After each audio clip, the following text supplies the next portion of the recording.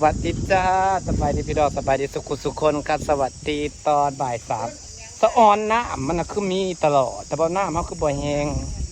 ใส่สตีที่หน้าดอกไม้ต้นละมุดไอ้ต้นหมากอันนี้บ่หมกเขียบนางหมากไอ้หมากยังกระบาลหมากลำนมบางก็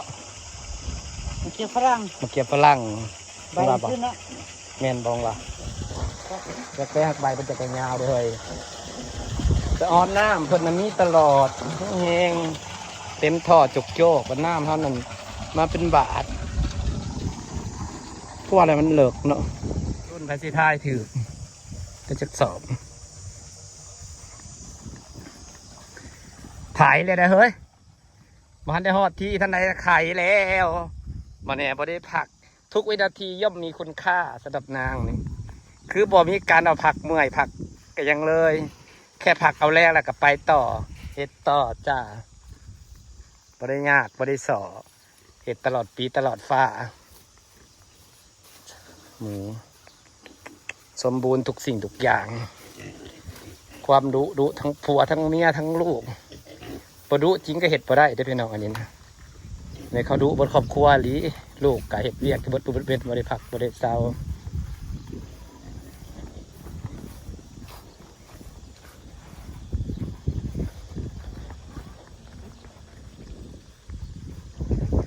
ลงน้ำแล้วเรียบร้อยน้ำนั่งแห้งแป๊บเดียวก็เต็มเนาะน้ำลาย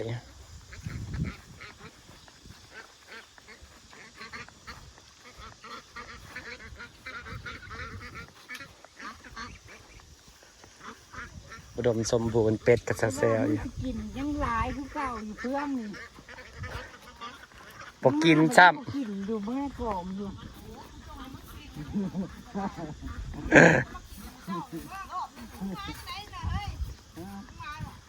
กินหอดมึงเล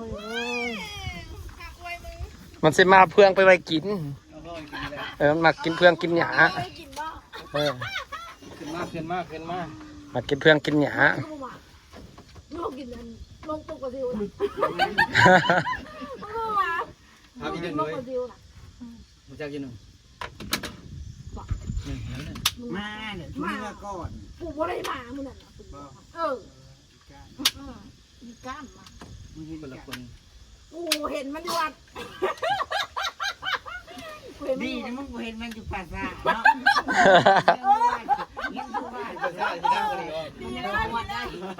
ดีมันยังเข้าวัดได้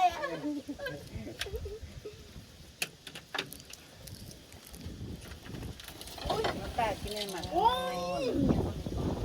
เท่กินเลยเฮาโมเท่กินเลยลูกมาแล้วอันนี้แหละกูยังมายากนะไปยากมายากเลี้ยงหลานอันละวังเขาจะเรียกตอนเขาขี่กูนี่ขี่กันนี่มึงเผามึงเขาอีว่ามึงเผาตายอีเผามึงเผาตายกูคาดเบิ้งมึงอีเผาพี่โยเรียงยุเป็นอันเท่าหน้าไงเรียงยุน่ะเห็นบ่บ่ได้ฮอดเท่าซ้ำหลายตัวเลือกเธอพี่โคตรแค่นี้ยุ่นหน่อยอาหารป่าบ่เลี้ยงเลยสิปลาไปนี่เดินมือกับเด้อเนี่ยเลี้ยงไปเลยคันบ่คู่แล้วสิบ่เลี้ยงเฮ้ยต้องคู่ก่อนเป็นอะไรกันบ่งามบ่งามตัวบ่งามเด้เด็กหน่อยเขาบ่โกหก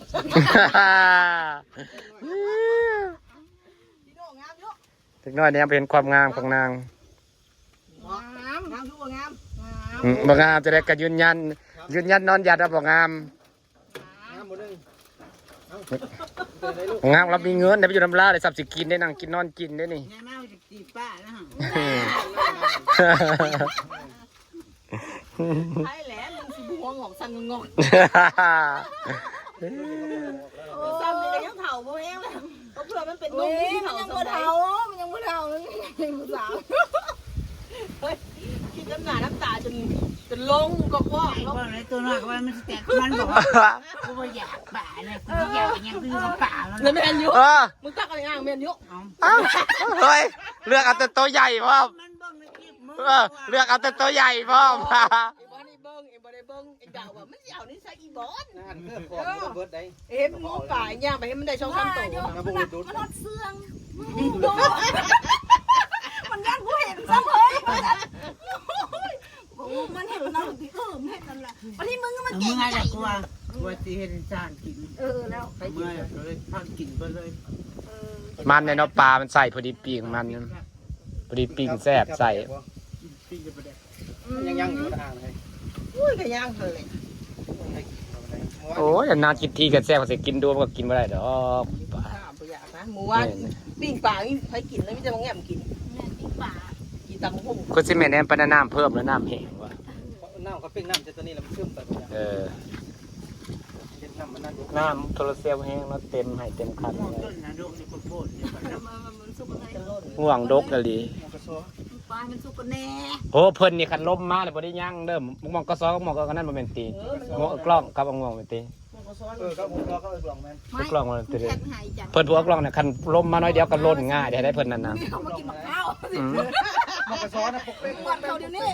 อ้วนเขาเลยว่ามันนี่กินมะพร้าว เรื่องแล้วกูเห็นก่อนหยานั้นมือให้ลูก เฮ้ยนี่กูไว้หมูกูอย่า ฮ่าฮ่าก็หยาก็เดี๋ยวมันก็เห็นเด้อเฮ้ยตาหากินได้แท้ ไว้หมูกูกินมึงก็จะโทษหลาย หญ้าบ้านก็เดียวแล้วมันกระจอกแต่มื้อมันมามื้อนั้นแล้ว มันเห็นว่าก็หญ้าเฮ้ยหญ้าหวานนี่ มึ นะ งก็บ่ได้แปลกเพราะสิปลูกอย่างนี้ มึงก็คือประโยคว่ามึงยอม นี่ห้อยเลยขึ้นเลยห้อยนะ นี่คันบอก ห้อย มั มัน นเลย ได้น้ำ เนี่ยของมันรวมบ่อย ตาเก็บหอยก็ เฮ้ยนาง เอาโลด กระดาษ ใส่หน่อไม้มันนะมัวสิมาหน่อไม้นะ เจ้าเกี่ยวเขาว่านี่ไว้ในใจ ได้ป่าหน่อไม้ตัวเด้อเฮ้ย เหี้ยละบ่ น้ำห้วย อยู่ใส่เราสิพามาหาหน่อไม้ ไม่เพิ่งอยู่แล้ววันนึง อ๋อหน่อไม้อยู่สันเทิงบ่ เดี๋ยวยังไปเกี่ยวบ่ ปัดเมื่อจังไปฮักเอาเฮ้ย การซื้อมาตลาดบ้านซื้อ บ่ได้โหดบ่มันโหดมันก็บ่ออกอาจจะไปเกี่ยวหญ้าแหละ พี่น้อยไปหาวันนี้ หาแม่เกี่ยวอยู่ ว่า ไหน เกี่ยวมั้ง แม่มาอยู่ไทยแม่อยู่เบิ่ง จับพา ไปน้ำหาไปไป ลืมแล้ว คือคืมคือฝนสิตกฝนก็บ่ตกในทอดเกวียนเขาเกี่ยวข้าวเมื่อวานนี่ แม่มึงจะไว้แตกเองยาไว้ สองสี่ กินเรื่องกับพ่อแล้ว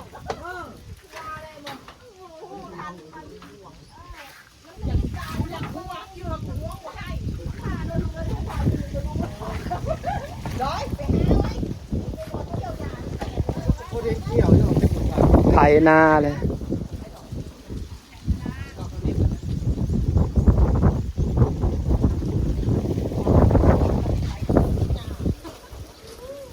เอากระเป๋าใส่ตรงนี้ไหน มันบอกเลยว่าแม่มาเจ็บกันดิ มันบ่ได้ยากมันน่ะมาเอาหน้าโลดมันกระซบกระสอบมันก็มาเอาพี่บ่ได้ยากก็เนี่ยเฮือดเสี่ยวมันเนาะเถียงเสี่ยวมันเอาได้เบิดเลยบ่ได้สอ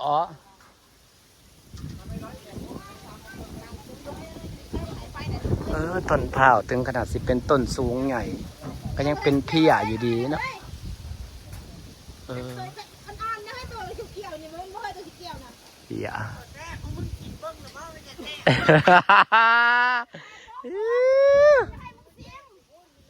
โอ้มันแซ่บกว่านั้นบอกเอามันดูไง โอ้ยมันกินเท่านึงแล้ว